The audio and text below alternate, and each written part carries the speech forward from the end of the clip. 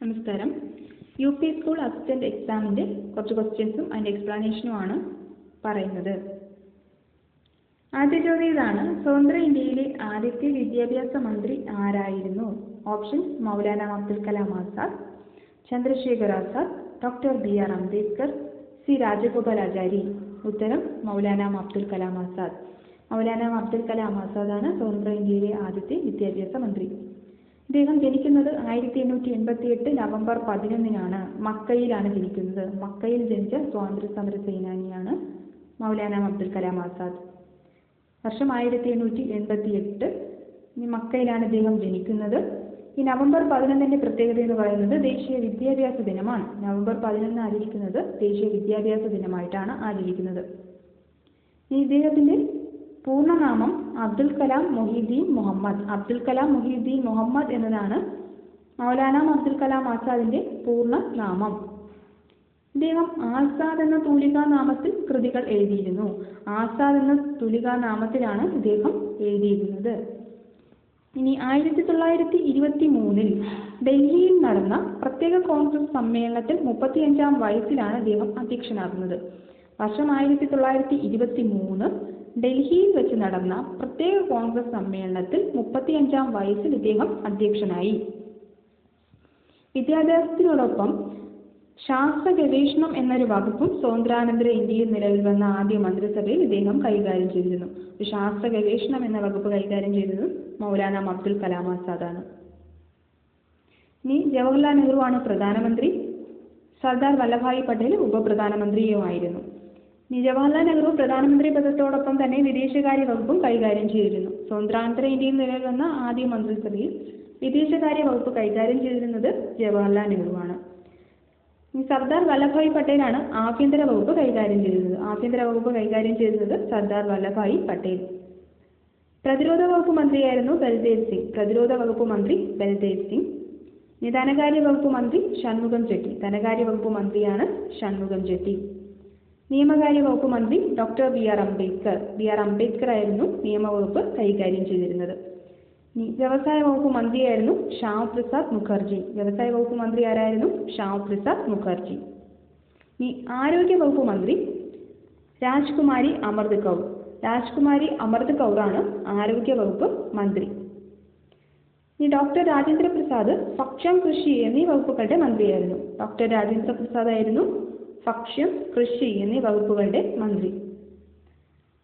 വാർത്താവിനിമയ വകുപ്പ് കൈകാര്യം ചെയ്തിരുന്നത് റാഫി അഹമ്മദ് കിദ്വായ്. വാർത്താവിനിമയ വകുപ്പ് കൈകാര്യം ചെയ്തിരുന്നത് റാഫി അഹമ്മദ് കിദ്വായ്. തൊഴിൽ വകുപ്പ് മന്ത്രിയായിരുന്നു ജഗ്ജീവൻ റാം. തൊഴിൽ വകുപ്പ് മന്ത്രിയായിരുന്നു ജഗ്ജീവൻ റാം. നരഹരി വിഷ്ണു ഗാഡ്ഗിലാണ് പൊതുമരാമത്ത്, ഊർജം എന്നീ വകുപ്പുകൾ കൈകാര്യം ചെയ്തിരുന്നത്. നരഹരി വിഷ്ണു ഗാഡ്ഗിൽ ഇദ്ദേഹമാണ് പൊതുമരാമത്ത്, ഊർജം എന്നീ വകുപ്പുകൾ കൈകാര്യം ചെയ്തിരുന്നത്. വാണിജ്യ വകുപ്പ് മന്ത്രിയായിരുന്നു CH ഫാഫ. വാണിജ്യ വകുപ്പ് മന്ത്രിയായിരുന്നു CH ഫാഫ. വകുപ്പില്ലാ മന്ത്രിയാണ് ഗോപാലസ്വാമി അയ്യങ്കാർ. വകുപ്പില്ലാ മന്ത്രിയാണ് ഗോപാലസ്വാമി അയ്യങ്കാർ. അടുത്ത ചോദ്യം ഇതാണ്: വൈദ്യുത ചാർജിന്റെ യൂണിറ്റ്. വൈദ്യുത ചാർജിന്റെ യൂണിറ്റ് ഓപ്ഷൻസ്: ആംപെയർ, കൂളോം, ഓം, വോൾട്ട്. ഉത്തരം B ആണ്, കൂളോം. വൈദ്യുത ചാർജിന്റെ യൂണിറ്റ് കൂളോമാണ്. C എന്ന സിംബൽ കൊണ്ട് ഇത് സൂചിപ്പിക്കുന്നു. കൂളോമാണ് വൈദ്യുത ചാർജിന്റെ യൂണിറ്റ്. വൈദ്യുതി എന്നത് ഇലക്ട്രോണുകളുടെ പ്രവാഹമാണ്. വൈദ്യുത പ്രവാഹം എന്നത് ചാർജിന്റെയും സമയത്തിന്റെയും അനുപാതമാണ്. വൈദ്യുത പ്രവാഹം എന്നത് ചാർജ് ഭാഗം സമയം. അളവുകളും അതിന്റെ യൂണിറ്റുകളാണ് പറയുന്നത്. വൈദ്യുത പ്രവാഹത്തിന്റെ യൂണിറ്റ് ആംപെയർ. A എന്ന സിംബൽ കൊണ്ട് ഇത് സൂചിപ്പിക്കുന്നു. A എന്നാണ് ആംപെയർ എന്നത് സൂചിപ്പിക്കുന്നത്. പൊട്ടൻഷ്യൽ വ്യത്യാസത്തിന്റെ യൂണിറ്റ് വോൾട്ട് ആണ്. പൊട്ടൻഷ്യൽ വ്യത്യാസം വോൾട്ട് V എന്ന് സൂചിപ്പിക്കുന്നു. വൈദ്യുത പ്രതിരോധം റെസിസ്റ്റൻസിന്റെ യൂണിറ്റ് ഓം. ഒമേഗ എന്നൊരു സിംബൽ വെച്ചാണ് ഇത് സൂചിപ്പിക്കുന്നത്. റെസിസ്റ്റിവിറ്റിയുടെ യൂണിറ്റ് ഓം മീറ്റർ ആണ്. റെസിസ്റ്റിവിറ്റി ഓം മീറ്റർ ആണ്. വൈദ്യുത പ്രവാഹം യൂണിറ്റ് ആംപെയർ. പൊട്ടൻഷ്യൽ വ്യത്യാസത്തിന്റെ യൂണിറ്റ് വോൾട്ട്. വൈദ്യുത പ്രതിരോധത്തിന്റെ യൂണിറ്റ് ഓം. റെസിസ്റ്റിവിറ്റിയുടെ യൂണിറ്റ് ഓം മീറ്റർ. കപ്പാസിറ്റൻസിന്റെ യൂണിറ്റ് ഫാരഡ് ആണ്. Capacitance farad. F എന്ന് സൂചിപ്പിക്കുന്നു. Capacitance farad. ലെൻസിന്റെ പവറിന്റെ യൂണിറ്റ് ഡയോപ്റ്റർ. ലെൻസിന്റെ പവറിന്റെ യൂണിറ്റ് ആണ് ഡയോപ്റ്റർ. ഇലുമിനൻസിന്റെ unit lux. ഇലുമിനൻസ് എന്നതിന്റെ യൂണിറ്റ് ആണ് ലക്സ്. തരംഗദൈർഘ്യത്തിന്റെ യൂണിറ്റ് ആങ്സ്ട്രം. തരംഗദൈർഘ്യം ആങ്സ്ട്രം. ലൂമിനസ് ഫ്ലക്സ് എന്നതിന്റെ യൂണിറ്റ് ആണ് ലൂമൻ. ലൂമിനസ് ഫ്ലക്സിന്റെ യൂണിറ്റ് ലൂമൻ. തിളക്കത്തിന്റെ യൂണിറ്റ് ലാംബർട്ട്. തിളക്കം എന്നതിന്റെ യൂണിറ്റ് ആണ് ലാംബർട്ട്. തരംഗദൈർഘ്യം ആങ്സ്ട്രം ആണ് യൂണിറ്റ്. ലൂമിനസ് ഫ്ലക്സിന്റെ യൂണിറ്റ് ആണ് ലൂമൻ. തിളക്കത്തിന്റെ യൂണിറ്റ് ലാംബർട്ട്. ഈ പ്രകാശ തീവ്രതയുടെ യൂണിറ്റ് കാൻഡല. ഇതെന്ന് പറയുന്നത് CD എന്ന് സൂചിപ്പിക്കുന്നു. CD എന്നതാണ് പ്രകാശ തീവ്രതയുടെ യൂണിറ്റായ കാൻഡല സൂചിപ്പിക്കുന്നത്. അടുത്ത ചോദ്യം ഇതാണ്. താഴെ കൊടുത്തിരിക്കുന്നവയിൽ സംക്രമണ മൂലകം ഏത്? സംക്രമണ മൂലകം ഏതാണ്? Option hydrogen, manganese, chlorine, argon. ഉത്തരം ബി മാംഗനീസ്. സംക്രമണ മൂലകമാണ് മാംഗനീസ്. ഇനി അവസാന ഇലക്ട്രോൺ ഏതിൽ വന്നു ചേരുന്നു, ഏത് സബ്ഷെല്ലിൽ വന്നു ചേരുന്നു എന്നതിനെ അടിസ്ഥാനമാക്കിയിട്ടാണ് മൂലകങ്ങളെ വിവിധ ബ്ലോക്കുകളായിട്ട് തിരിച്ചിരിക്കുന്നത്. അവസാന ഇലക്ട്രോൺ ഏത് സബ്ഷെല്ലിൽ വന്നു ചേരുന്നു എന്നതിനെ അടിസ്ഥാനമാക്കി മൂലകങ്ങളെ വിവിധ ബ്ലോക്കുകളായി തിരിച്ചിരിക്കുന്നു. S, P, D, F എന്നിങ്ങനെ ആണ് വിവിധ ബ്ലോക്കുകളായിട്ട് തിരിച്ചിരിക്കുന്നത്. ഇതിൽ S, P, D, F എന്നിവ സബ്ഷെല്ലുകളാണ്. S, P, D, F എന്നിവ സബ്ഷെല്ലുകളാണ്. ഇനി അഞ്ചാമതൊരു സബ്ഷെല്ലുണ്ട്, അത് G ആണ്. ഇവിടെ ഇപ്പോൾ പറഞ്ഞിരിക്കുന്നത് S, P, D, F എന്നിവയാണ് ബ്ലോക്കുകളായിട്ടുള്ളത്. അതാണ് ഇവിടെ പറഞ്ഞിരിക്കുന്നത്. S ബ്ലോക്കിൽ ഉൾപ്പെടുന്നത് 1ഉം 2ഉം ഗ്രൂപ്പുകളിലെ മൂലകങ്ങളാണ്. 1ഉം 2ഉം ഗ്രൂപ്പുകളിലെ മൂലകങ്ങളാണ് S ബ്ലോക്കിൽ ഉൾപ്പെട്ടിരിക്കുന്നത്. ഇനി P ബ്ലോക്കിൽ ഉൾപ്പെട്ടിരിക്കുന്നത് 13 മുതൽ 18 വരെ ഗ്രൂപ്പുകളിലെ മൂലകങ്ങളാണ്. അപ്പോൾ ആദ്യം പറഞ്ഞത് S ബ്ലോക്കാണ്. അതിൽ ഉൾപ്പെട്ടിരിക്കുന്നത് 1, 2 എന്നീ ഗ്രൂപ്പുകളിലെ മൂലകങ്ങളാണ്. അടുത്ത് പറഞ്ഞത് 13 മുതൽ 18 വരെ ഗ്രൂപ്പുകളിലെ മൂലകങ്ങൾ ഉൾപ്പെട്ടിരിക്കുന്നത് P ബ്ലോക്കാണ്. ഇനി 3 മുതൽ 12 വരെ ഗ്രൂപ്പുകളിലെ മൂലകങ്ങളാണ് D ബ്ലോക്ക്. അപ്പം 3 മുതൽ 12 വരെ ഗ്രൂപ്പുകളിലുള്ള മൂലകങ്ങളെയാണ് D ബ്ലോക്കിൽ ഉൾപ്പെടുത്തിയിരിക്കുന്നത്. ലാന്തനൈറ്റ്സും ആക്ടിനൈറ്റ്സും ഉൾപ്പെടുന്നത് F ബ്ലോക്കിലാണ്. ലാന്തനൈറ്റ്സ്, ആക്ടിനൈറ്റ്സ് എന്നിവ ഉൾപ്പെടുന്നത് F ബ്ലോക്കിലാണ്. ഈ സംക്രമണ മൂലകങ്ങൾ എന്നത് ഇവ D ബ്ലോക്കിൽ ഉൾപ്പെടുന്നതാണ്. D ബ്ലോക്ക് മൂലകങ്ങളാണ് സംക്രമണ മൂലകങ്ങൾ അല്ലെങ്കിൽ ട്രാൻസിഷൻ എലമെന്റ്സ് എന്നറിയപ്പെടുന്നത്. ഇവ സംക്രമണ മൂലകങ്ങൾ എന്നറിയപ്പെടാൻ കാരണം അയോണുകളുടെ സാന്നിധ്യമാണ്. അയോണുകളുടെ സാന്നിധ്യമാണ് ഇവ സംക്രമണ മൂലകങ്ങൾ എന്ന് അറിയപ്പെടാൻ കാരണം. ഇനി ഇവയുടെ മറ്റൊരു പ്രത്യേകത, ഇവ ലോഹങ്ങളാണ്. സംക്രമണ മൂലകങ്ങൾ ലോഹങ്ങളാണ്. ഇനി ഇവ തുടങ്ങുന്ന പീരീഡ് എന്ന് പറയുന്നത് 3. ഇവ തുടങ്ങുന്ന പീരീഡ് 3ാമത്തെ പീരീഡാണ്. ഇനി ഇവയുടെ ഗ്രൂപ്പ് നമ്പർ പറയുന്നത് ബാഹ്യതമ ഷെല്ലിലെയും തൊട്ട് ഉള്ളിലുള്ള ഷെല്ലിലെയും ഇലക്ട്രോണുകളുടെ എണ്ണം കൂട്ടുന്നതിന് തുല്യമാണ് D ബ്ലോക്ക് മൂലകങ്ങളുടെ ഗ്രൂപ്പ് നമ്പർ. ഉദാഹരണത്തിന് ക്രോമിയം എന്നതിൻ്റെത് 3D5S1 എന്നിങ്ങനെയാണ്. 3D5S1. ഇതിന് പുറമേയുള്ള ബാഹ്യതമ ഷെല്ലിലെ S-ന്റെ ഒരു ഇലക്ട്രോണും തൊട്ട് ഉള്ളിലുള്ള Dയുടെ 5 എന്നുള്ള ആ ഇലക്ട്രോണിൻ്റെയും രണ്ട് നമ്പരും തമ്മിൽ കൂട്ടുമ്പോഴാണ് അവിടെ 6 എന്ന് ക്രോമിയത്തിൻ്റെ ഗ്രൂപ്പ് നമ്പർ കിട്ടുന്നത്. ഇനി അവസാന ഇലക്ട്രോൺ പൂരണം നടക്കുന്നത് ബാഹ്യതമ ഷെല്ലിലെ തൊട്ട് ഉള്ളിലുള്ള ഷെല്ലിലെ D സബ്ഷെല്ലിൽ നടക്കുന്നവയാണ് D ബ്ലോക്ക് മൂലകങ്ങൾ. ഇവിടെ അവസാനത്തെ ഇലക്ട്രോൺ വന്നു ചേരുന്നത് ബാഹ്യതമ ഷെല്ലിന് തൊട്ട് ഉള്ളിലുള്ള D സബ്ഷെല്ലിൽ നടക്കുന്നു. അങ്ങനെയുള്ളവയാണ് D ബ്ലോക്ക് മൂലകങ്ങൾ എന്ന് പറയുന്നത്. എന്നാൽ ഇലക്ട്രോൺ പൂരണം നടക്കുന്ന അതേ ക്രമത്തിലല്ല D ബ്ലോക്ക് മൂലകങ്ങളുടെ ഇലക്ട്രോൺ നഷ്ടപ്പെടുന്നത്. ബാഹ്യതമ ഷെല്ലിലെ S സബ്ഷെല്ലിൽ നിന്നുമാണ് ആദ്യം ഇലക്ട്രോൺ നഷ്ടപ്പെടുന്നത്. അപ്പോൾ ഇലക്ട്രോൺ നഷ്ടപ്പെടുന്നത് ആദ്യം ബാഹ്യതമ ഷെല്ലിൽ നിന്നും തന്നെയാണ്. ഇനി ഇവ രാസപ്രവർത്തനത്തിൽ പങ്കെടുക്കുമ്പോൾ ബാഹ്യതമ ഷെല്ലിലെ ഇലക്ട്രോണുകൾക്കൊപ്പം ബാഹ്യതമ ഷെല്ലിലെ തൊട്ട് മുമ്പിലുള്ള ഷെല്ലിലെ D ഇലക്ട്രോണുകളും പങ്കെടുക്കുന്നു. ബാഹ്യതമ ഷെല്ലിലെ ഇലക്ട്രോണിനൊപ്പം തൊട്ട് ഉള്ളിലുള്ള ഷെല്ലിലെ D ഇലക്ട്രോണുകളും രാസപ്രവർത്തനത്തിൽ പങ്കെടുക്കുന്നു. കാരണം ഇവിടെ ഊർജ്ജത്തിന് നേരിയ വ്യത്യാസമേ ഉള്ളൂ. അതുകൊണ്ടാണ് D ഇലക്ട്രോണുകളും രാസപ്രവർത്തനത്തിൽ പങ്കെടുക്കുന്നത്. ഇനി മാംഗനീസ് എന്നത് Mn എന്ന സിമ്പൽ കൊണ്ടാണ് സൂചിപ്പിക്കുന്നത്. ഇതിന്റെ അറ്റോമിക് നമ്പർ എന്നത് 25 ആണ്. മാംഗനീസ് 25 ആണ് അറ്റോമിക് നമ്പർ. ഇനി ഇത് +2 +4 +6 +7 എന്നീ ഓക്സീകരണ അവസ്ഥകൾ കാണിക്കുന്നു.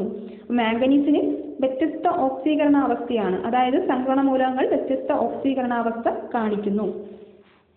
ഇനി അയൺ എന്നതിന്റെ ഇലക്ട്രോൺ വിന്യാസം അവിടെ തന്നിട്ടുണ്ട്. 1s2 2s2 2p6 3s2 3p6 3d6 4s2 എന്നിങ്ങനെയാണ്. ഇതിൽ അയൺ വെച്ചിട്ടുള്ള ഫെറസ് ക്ലോറൈഡും ഫെറസ് എസറിക് ക്ലോറൈഡും തന്നിട്ടുണ്ട്. FeCl2 ആണ് ferrous chloride. FeCl2 ferrous chloride ആണ്. ഇവിടെ എന്ന് പറയുന്നത് Fe2+ എന്നതാണ് ഇതിന്റെ ഓക്സീകരണാവസ്ഥ ഇവിടെ കാണിച്ചിരിക്കുന്നത്. Fe2+ എന്നതാണ്. ഇവിടെ പാഹിതമ ഷെല്ലിൽ 2 ഇലക്ട്രോണുകളാണ് വിട്ടുകൊടുക്കുന്നത്. അതുകൊണ്ട് തന്നെ ഇവിടെ എന്താണ്, Fe2+ എന്നതാണ് ഫെറസ് ക്ലോറൈഡിന്റെ ഓക്സീകരണാവസ്ഥ. എന്നാൽ FeCl3 ഫെറിക് ക്ലോറൈഡ് ആണ്. ഇതിന്റെ എന്ന് പറയുന്നത് ബാഹ്യതമ ഷെല്ലിലെ 2 ഇലക്ട്രോണുകൾക്കൊപ്പം ഡിയിലെ 3D എന്നതിൽ ഒരു ഇലക്ട്രോണും കൂടി നഷ്ടപ്പെടുന്നു. അങ്ങനെ ഇവിടെ 3 ഇലക്ട്രോണുകളാണ് വിട്ടുകൊടുക്കുന്നത്. അതുകൊണ്ട് തന്നെ ഇതെന്താണ്, Fe3+ എന്ന ഓക്സീകരണാവസ്ഥയാണ് കാണിക്കുന്നത്. അപ്പോൾ FeCl2 ഫെറസ് ക്ലോറൈഡ് ആണ്. അതിന്റെ ഓക്സീകരണാവസ്ഥ Fe2+ എന്നതാണ്. FeCl3 ഫെറിക് ക്ലോറൈഡ് ആണ്. ഇതിന്റെ ഓക്സീകരണാവസ്ഥ Fe3+ ആണ്. ഈ സംക്രമണ മൂലക സംയുക്തങ്ങൾ ഉപയോഗിക്കുന്നത് ഗ്ലാസിന് നിറം നൽകാനും ഓയിൽ പെയിന്റിങ്ങിനുമാണ്. ഫെറസ് സൾഫേറ്റ് എന്നത് ഗ്ലാസിന് നൽകുന്ന നിറം ഇളം പച്ചയാണ്. ഫെറസ് സൾഫേറ്റ് ഗ്ലാസിന് നൽകുന്ന നിറം ഇളം പച്ചയാണ്. ഇവ വ്യത്യസ്ത ഓക്സീകരണാവസ്ഥ കാണിക്കുന്നു എന്ന് പറഞ്ഞായിരുന്നു. അതുകൊണ്ട് തന്നെ ഇവ ഒരേ സമയം ഓക്സീകാരിയും നിരോക്സീകാരിയുമായി പ്രവർത്തിക്കുന്നു. അപ്പോൾ ഡി ബ്ലോക്ക് മൂലകങ്ങളുടെ കാര്യമാണ്. ഇത് ഒരേ സമയം ഓക്സീകാരി നിരോക്സീകാരി എന്നിങ്ങനെ പ്രവർത്തിക്കുന്നു. ഈ 12ാം ഗ്രൂപ്പിൽ സിങ്ക്, കാഡ്മിയം, മെർക്കുറി എന്നിവ അറിയപ്പെടുന്നത് കപട സംക്രമണ മൂലകങ്ങൾ എന്നാണ്. 12ാം ഗ്രൂപ്പിലുള്ള സിങ്ക്, കാഡ്മിയം, മെർക്കുറി എന്നിവ അറിയപ്പെടുന്നത് കപട സംക്രമണ മൂലകങ്ങൾ എന്നാണ്. കാരണം ഇവ സംക്രമണ മൂലകങ്ങളുടെ എല്ലാ ഗുണവും കാണിക്കുന്നവയല്ല.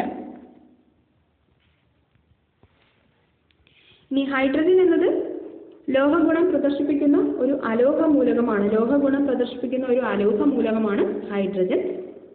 ഹൈഡ്രജൻ ഉൾപ്പെടുന്നത് 1ാമത്തെ പീരീഡിലാണ്.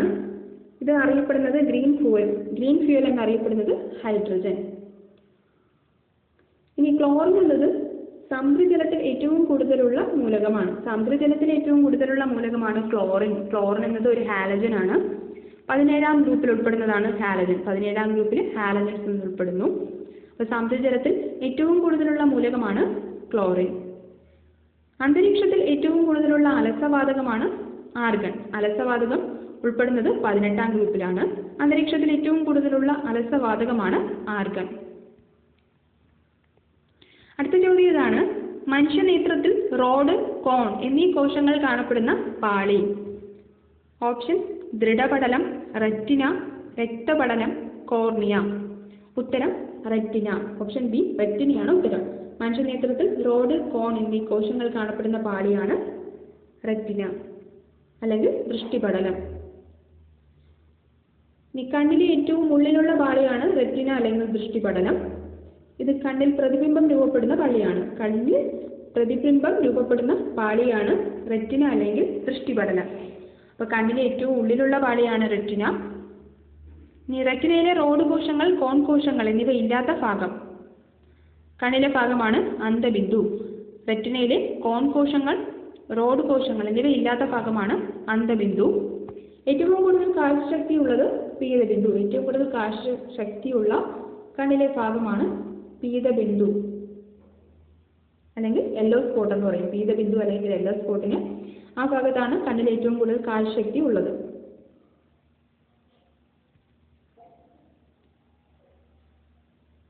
ഇനി കണ്ണിലെ ഏറ്റവും പുറമേയുള്ള പാളിയാണ് ദൃഢപടലം അല്ലെങ്കിൽ സ്ക്ലീറ. കണ്ണിലെ ഏറ്റവും പുറമേയുള്ള പാളിയാണ് സ്ക്ലീറ അല്ലെങ്കിൽ ദൃഢപടലം. കണ്ണിന് ആകൃതി നൽകുന്നത് സ്ക്ലീറയാണ്. കണ്ണിലെ ആകൃതി നൽകുന്നത് ദൃഢപടലം അല്ലെങ്കിൽ സ്ക്ലീറയാണ്. ഇനി കോർണിയ എന്നത് കണ്ണിന്റെ മുൻഭാഗത്ത് വൃത്താകൃതിയിൽ ഗ്ലാസ് പോലെ സുതാര്യമായ ഭാഗമാണ്. കണ്ണിന്റെ മുൻഭാഗത്ത് വൃത്താകൃതിയിൽ ഗ്ലാസ് പോലെ സുതാര്യമായ ഭാഗമാണ് കോർണിയ. ഇത് ഏതിന്റെ ഭാഗമാണ്? Sclera. Cornea is a part of sclera. സ്ക്ലീറയുടെ ഭാഗം ആയിട്ടുള്ളതാണ് കോർണിയ. അടുത്ത് പറയുന്നത് കൺഭിത്തിയിലെ മധ്യഭാഗമാണ്. കൺഭിത്തിയിലെ മധ്യഭാഗമാണ് രക്തപടലം അല്ലെങ്കിൽ കൊറോയിഡ്. കൺഭിത്തിയിലെ മധ്യഭാഗം രക്തപടലം അല്ലെങ്കിൽ കൊറോയിഡ്. ഇതിൽ മെലാനിൻ എന്നൊരു വർണ്ണവസ്തു കാണപ്പെടുന്നുണ്ട്. രക്തപടലത്തിലാണ് മെലാനിൻ എന്ന വർണ്ണവസ്തു കാണപ്പെടുന്നത്. ഈ റോഡ് കോശങ്ങൾ മങ്ങിയ വെളിച്ചത്തിൽ കാഴ്ച സാധ്യമാക്കുന്നു. മങ്ങിയ വെളിച്ചത്തിൽ കാഴ്ച സാധ്യമാക്കുന്നു. ഒപ്പം വസ്തുക്കളെ കറുപ്പായും വെളുപ്പായും കാണാൻ സഹായിക്കുന്നത് റോഡ് കോശങ്ങളാണ്. മങ്ങിയ വെളിച്ചത്തിൽ കാഴ്ച സാധ്യമാക്കുന്നു. വസ്തുക്കളെ കറുപ്പായും വെളുപ്പായും കാണാൻ സഹായിക്കുന്നത് റോഡ് കോശങ്ങളാണ്. ഈ റോഡ് കോശത്തിൽ കാണപ്പെടുന്ന വർണ്ണവസ്തുവാണ് റോഡോപ്സിൻ. വിഷ്വൽ പർപ്പിൾ എന്നറിയപ്പെടുന്നത് റോഡോപ്സിനാണ്. റോഡ് കോശത്തിൽ കാണപ്പെടുന്ന വർണ്ണവസ്തു റോഡോപ്സിൻ. ഇത് അറിയപ്പെടുന്നത് വിഷ്വൽ പർപ്പിൾ എന്നാണ്. ഇനി കോൺ കോശങ്ങൾ സഹായിക്കുന്നത് നിറങ്ങൾ തിരിച്ചറിയാനും തീവ്രപ്രകാശത്തിൽ വസ്തുക്കളെ കാണാനുമാണ്. നിറങ്ങൾ തിരിച്ചറിയാൻ തീവ്രപ്രകാശത്തിൽ വസ്തുക്കളെ കാണാനും സഹായിക്കുന്നത് കോൺ കോശങ്ങളാണ്. അടുത്ത ചോദ്യം ഇതാണ്: കേരളം എന്ന തൂലികാനാമത്തിൽ അറിയപ്പെടുന്നത്? Option: Mannath Padmanabhan, K Kelappan, Sahodaran Ayyappan, Swadeshabhimani Ramakrishna Pillai. ഉത്തരം ഓപ്ഷൻ ഡി ആണ്. സ്വദേശാഭിമാനി രാമകൃഷ്ണപിള്ളയാണ്. സ്വദേശാഭിമാനി കെ രാമകൃഷ്ണപിള്ള. ഇദ്ദേഹമാണ് കേരളൻ എന്ന തൂലികാനാമത്തിൽ അറിയപ്പെടുന്നത്. ഇനി ഇദ്ദേഹം ജനിക്കുന്നത് 1878 സ്വദേശാഭിമാനി ജനിക്കുന്ന വർഷമാണ് 1878. നെയ്യാറ്റിൻകരയിലാണ് ജനിക്കുന്നത്. തിരുവനന്തപുരത്ത് നെയ്യാറ്റിൻകരയിലാണ് സ്വദേശാഭിമാനി രാമകൃഷ്ണപിള്ള ജനിക്കുന്നത്. സ്വദേശാഭിമാനി എന്ന പത്രത്തിന്റെ പത്രാധിപരായിരുന്നു സ്വദേശാഭിമാനി രാമകൃഷ്ണപിള്ള. ഇദ്ദേഹത്തിന്റെ വീട്ടുപേര് കൂടില്ല വീട് എന്നതാണ്. കൂടില്ല വീട് എന്നത് സ്വദേശാഭിമാനിയുടെ വീട്ടുപേരാണ്. കേരളൻ എന്ന തൂലികാനാമത്തിൽ അറിയപ്പെടുന്നത് സ്വദേശാഭിമാനിയാണ്. ഇനി കേരളൻ എന്ന മാസിക ആരംഭിച്ചതും സ്വദേശാഭിമാനിയാണ്. വൃത്താന്ത പത്രപ്രവർത്തനം ഇദ്ദേഹത്തിന്റെ കൃതിയാണ്. വൃത്താന്ത പത്രപ്രവർത്തനമാണ് പത്രപ്രവർത്തനത്തെക്കുറിച്ചുള്ള മലയാളത്തിലെ ആദ്യ പുസ്തകം. പത്രപ്രവർത്തനത്തെക്കുറിച്ചുള്ള മലയാളത്തിലെ ആദ്യ പുസ്തകമാണ് വൃത്താന്ത പത്രപ്രവർത്തനം. ശാരദ, മലയാളി, കേരള ദർപ്പണം, വിദ്യാർത്ഥി എന്നീ പത്രങ്ങളിൽ പത്രാധിപരായിട്ടുണ്ട്. ഇപ്പൊ സ്വദേശാഭിമാനി രാമകൃഷ്ണപിള്ള പത്രാധിപരായിട്ടുള്ള പത്രങ്ങളാണ് ശാരദ, മലയാളി, കേരള ദർപ്പണം, വിദ്യാർത്ഥി എന്നിവ. ഇദ്ദേഹത്തെ തിരുവിതാംകൂറിൽ നിന്ന് നാടുകടത്തപ്പെട്ട് അത് എന്നാണ്? 1910 സെപ്റ്റംബർ 26 1910 സെപ്റ്റംബർ 26 തിരുവിതാംകൂറിൽ നിന്ന് നാടുകടത്തപ്പെട്ടു. തിരുവിതാംകൂറിൽ നിന്ന് നാടുകടത്തപ്പെട്ട ആദ്യത്തെ പത്രാധിപരാണ് സ്വദേശാഭിമാനി രാമകൃഷ്ണപിള്ള. ഇനി ഇദ്ദേഹം രചിച്ചൊരു കൃതിയാണ് ധർമ്മരാജ നിരൂപണം. ധർമ്മരാജ നിരൂപണം സ്വദേശാഭിമാനിയാണ് രചിച്ചത്. ധർമ്മരാജ എന്ന നോവൽ രചിച്ചത് CV രാമൻപിള്ള. ധർമ്മരാജ എന്ന നോവൽ രചിച്ചത് CV രാമൻപിള്ളയാണ്. കാൾ മാർക്സിന്റെ ജീവചരിത്രം ആദ്യമായി ഒരു ഇന്ത്യൻ ഭാഷയിലേക്ക് വിവർത്തനം ചെയ്തത് സ്വദേശാഭിമാനിയാണ്. കാൾ മാർക്സിന്റെ ജീവചരിത്രം ആദ്യമായി ഒരു ഇന്ത്യൻ ഭാഷയിലേക്ക് വിവർത്തനം ചെയ്തത് സ്വദേശാഭിമാനി രാമകൃഷ്ണപിള്ളയാണ്. ഇത് ഏത് ഭാഷയിലാണ്? മലയാളത്തിലേക്കാണ് കാൾ മാർക്സിന്റെ ജീവചരിത്രം ആദ്യമായിട്ട് അദ്ദേഹം വിവർത്തനം ചെയ്യുന്നത്. ഗാന്ധിജിയെക്കുറിച്ച് ആദ്യമായി മലയാളത്തിൽ രചന നടത്തിയത് സ്വദേശാഭിമാനി. ഗാന്ധിജിയെക്കുറിച്ച് ആദ്യമായി മലയാളത്തിൽ രചന നടത്തിയത് സ്വദേശാഭിമാനി രാമകൃഷ്ണപിള്ള. ഇദ്ദേഹത്തിന്റെ മറ്റു കൃതികളാണ് കേരള മാർക്സും മോഹൻദാസ് ഗാന്ധി. ഗാന്ധിജിയെ പറ്റി എഴുതിയതും മാർക്സിനെ പറ്റി എഴുതിയതാണ് കൃതികൾ. മറ്റു കൃതികളാണ് സോക്രട്ടീസ്, കേരള ഭാഷോൽപ്പത്തി, ബാലകലേശം, നരകത്തിൽ നിന്ന്, Vamanan, Benjamin Franklin. Socrates, Kerala ഭാഷോൽപ്പത്തി, ബാലകലേശം, നരകത്തിൽ നിന്ന്, വാമനൻ, ബെഞ്ചമിൻ ഫ്രാങ്ക്ലിൻ എന്നിവ ഇദ്ദേഹത്തിന്റെ സ്വദേശാഭിമാനി രാമകൃഷ്ണപിള്ളയുടെ കൃതികളാണ്. അടുത്ത ചോദ്യം ഇതാണ്: ഈഴവരെയും പുലയരെയും ഒന്നിച്ചിരുത്തി മിശ്രഭോജനം സംഘടിപ്പിച്ചത് ആര്? ഓപ്ഷൻ: സഹോദരൻ അയ്യപ്പൻ, വേലായുധ പണിക്കർ, പട്ടം താണുപിള്ള, കുമാരഗുരുദേവൻ. ഉത്തരം ഓപ്ഷൻ എ ആണ്, സഹോദരൻ അയ്യപ്പൻ. ഈഴവരെയും പുലയരെയും ഒന്നിച്ചിരുത്തി മിശ്രഭോജനം സംഘടിപ്പിച്ചത് സഹോദരൻ അയ്യപ്പൻ. ഇനി ഇദ്ദേഹം മിശ്രഭോജനം പ്രസ്ഥാനം ആരംഭിച്ചത് 1917 1917 മിശ്രഭോജന പ്രസ്ഥാനം ആരംഭിക്കുന്നത്. ഇത് ആരംഭിച്ച സ്ഥലം ചെറായി. മിശ്രഭോജനം ആരംഭിച്ച സ്ഥലമാണ് ചെറായി. ഈ സഹോദരൻ അയ്യപ്പൻ ജനിക്കുന്നത് 1889 1889 ഓഗസ്റ്റ് 21 സഹോദരൻ അയ്യപ്പൻ ജനിക്കുന്നത്. ചെറായി, എറണാകുളത്ത് ചെറായി എന്ന സ്ഥലത്താണ് അദ്ദേഹം ജനിക്കുന്നത്. കേരളത്തിലെ ആധുനിക പ്രസംഗ സമ്പ്രദായത്തിന്റെ പിതാവാണ് സഹോദരൻ അയ്യപ്പൻ. കേരളത്തിലെ ആധുനിക പ്രസംഗ സമ്പ്രദായത്തിന്റെ പിതാവ് സഹോദരൻ അയ്യപ്പൻ. ഇനി 1917 പ്രത്യേകത മിശ്രഭോജന പ്രസ്ഥാനം ആരംഭിച്ച വർഷമാണ്. ഇനി കേരള സഹോദര സംഘം സ്ഥാപിച്ചതും 1917 കേരള സഹോദര സംഘം സഹോദരൻ അയ്യപ്പൻ സ്ഥാപിക്കുന്നത് 1917. ഇനി മറ്റൊരു പ്രത്യേകത എന്ന് പറയുന്നത് മഞ്ചേരിയിൽ നിന്ന് സഹോദരൻ എന്ന പത്രം തുടങ്ങിയതും 1917. മഞ്ചേരിയിൽ നിന്ന് സഹോദരൻ എന്ന പത്രം തുടങ്ങിയതും 1917. പുലയൻ അയ്യപ്പൻ, അയ്യപ്പൻ മാസ്റ്റർ എന്നിങ്ങനെ അറിയപ്പെടുന്നത് സഹോദരൻ അയ്യപ്പൻ. പുലയൻ അയ്യപ്പൻ, അയ്യപ്പൻ മാസ്റ്റർ എന്നിങ്ങനെ അറിയപ്പെടുന്നത് സഹോദരൻ അയ്യപ്പനാണ്. 1889 ഓഗസ്റ്റ് 21 എറണാകുളത്ത് ചെറായിലാണ് അദ്ദേഹം ജനിക്കുന്നത്. അദ്ദേഹം മരിക്കുന്നത് 1968 മാർച്ചിലാണ്. 1968 മാർച്ചിലാണ് സഹോദരൻ അയ്യപ്പൻ, മാർച്ച് 6 സഹോദരൻ അയ്യപ്പൻ അന്തരിക്കുന്നത്. അദ്ദേഹത്തിന്റെ സ്മാരകം സ്ഥിതി ചെയ്യുന്നത് ചെറായിയാണ്. എറണാകുളത്ത് ചെറായിലാണ് അദ്ദേഹത്തിന്റെ സ്മാരകം സ്ഥിതി ചെയ്യുന്നത്. ഈ ഓപ്ഷനിൽ ഉണ്ടായിരുന്നത് ആറാട്ടുപുഴ വേലായുധ പണിക്കർ. ഇദ്ദേഹമാണ് അച്ചിപ്പുടവ സമരം, മൂക്കുത്തി സമരം എന്നിവ നയിച്ചത്. അച്ചിപ്പുടവ സമരം, മൂക്കുത്തി സമരം എന്നിവ നയിച്ചത് ആറാട്ടുപുഴ വേലായുധ പണിക്കർ. ഇനി പൊയ്കയിൽ അപ്പച്ചൻ എന്നത് കുമാരഗുരുദേവൻ. പൊയ്കയിൽ അപ്പച്ചൻ എന്നും അറിയപ്പെടുന്നതാണ് കുമാരഗുരുദേവൻ. ഇനി ഇദ്ദേഹമാണ് അടിലഹളയ്ക്ക് നേതൃത്വം നൽകിയത്. അവശത അനുഭവിക്കുന്ന ജനവിഭാഗത്തിന്റെ മോചനത്തിനായി അടിലഹള എന്ന പ്രക്ഷോഭം സംഘടിപ്പിച്ചത് പൊയ്കയിൽ യോഹന്നാനാണ്. പൊയ്കയിൽ അപ്പച്ചൻ എന്നറിയപ്പെടുന്നത്, പൊയ്കയിൽ യോഹന്നാൻ എന്നൊക്കെ അറിയപ്പെടുന്നത് കുമാരഗുരുദേവനാണ്. അവശത അനുഭവിക്കുന്ന ജനവിഭാഗത്തിന്റെ മോചനത്തിനായി അടിലഹള എന്ന പ്രക്ഷോഭം സംഘടിപ്പിച്ചത് കുമാരഗുരുദേവനാണ്. അടുത്ത ചോദ്യം ഇതാണ്, മാത്സിലെ ഒരു ക്വസ്റ്റ്യൻ ആണ്. 37 × 26 962 ആണ് എങ്കിൽ 39,26 എന്നീ സംഖ്യകളുടെ ഗുണനഫലം കണക്കാക്കുക. 39, 26 എന്നിങ്ങനെയുള്ള സംഖ്യകളാണ് തന്നിരിക്കുന്നത്. അവയുടെ ഗുണനഫലം എത്രയാണെന്നാണ് ചോദിച്ചിരിക്കുന്നത്. ഇതെന്ന് പറയുന്നത് 26 എന്ന സംഖ്യ ഇവിടെ കോമൺ ആയിട്ട് തന്നിട്ടുണ്ട്. 26നെ 37 തവണ ഗുണിച്ചപ്പോൾ 962 കിട്ടി. ഇനി 39 തവണ 26നെ ഗുണിച്ചാൽ എത്ര കിട്ടുമെന്നാണ് ചോദിച്ചിരിക്കുന്നത്. 39 തവണ എന്ന് പറയുന്നത് 2 തവണ കൂടിയിരിക്കുകയാണ്. 2 തവണ അധികം വന്നാൽ നമുക്ക് അതിന്റെ ഉത്തരം കിട്ടും. അപ്പോൾ 26 × 2, അത് ആ 2 26 × 2നെ 962 കൂട്ടുമ്പോൾ ഉത്തരം കിട്ടും. അപ്പോൾ 962 എന്നതിനോട് ഒരു 2 തവണ 26 കൂട്ടിക്കഴിഞ്ഞാൽ ഉത്തരം കിട്ടും. ഗുണനഫലം എന്ന് പറഞ്ഞാൽ എത്രയാണ്? 1014. അപ്പോൾ ഇതിന് ഗുണനഫലം എത്രയാണ്? ഓപ്ഷൻ എ ആണ്, 1014 ഉത്തരം. 26നെ 37 തവണ ഗുണിക്കുന്നത് 962 ആണ്. എന്നാൽ 26നെ 39 തവണ ഗുണിക്കുക എന്ന് പറയുന്നത് 2 തവണ 26 ആവർത്തിക്കുകയാണ്. അതുകൊണ്ട് തന്നെ 962നോട് 26 × 2 ചെയ്യുമ്പോൾ ഉത്തരം കിട്ടും.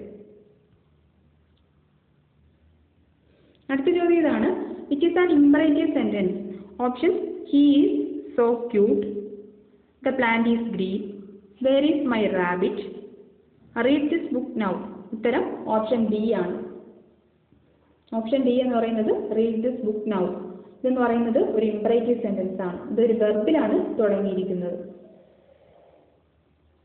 ഇനി സെന്റൻസസ് എന്ന് പറയുന്നത് 4 ടൈപ്പ് സെന്റൻസസ് ആണുള്ളത്.